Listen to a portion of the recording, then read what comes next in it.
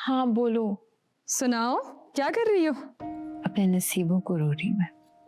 इसमें कोई नई बात नहीं, कोई नई बात बताओ। तुम्हें मजाक सोच रहा है यार?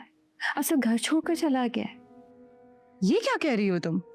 सही कह रही हूँ मैं। पता नहीं क्या उसके सर पे भूत सवार हो गया कि उसे बाहर जाना है, बाहर जाकर पैसा कमाना है, कुछ बनना है।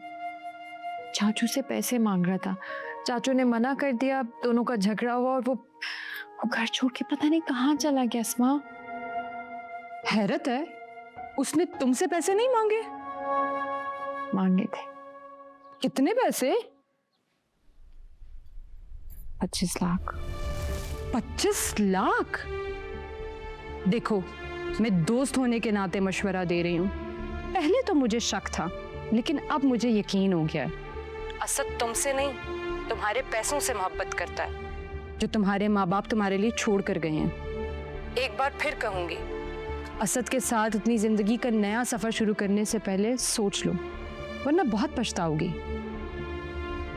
अस्मा, क्या फजूल बातें कर रही हो यार? मेरे पास नहीं वक्त इन बातों का। मैं जाकर देखती हूँ, पता नहीं असद वापस आया है कि नहीं। बाद में कॉल करती हूँ। अल्लाह हाफिज।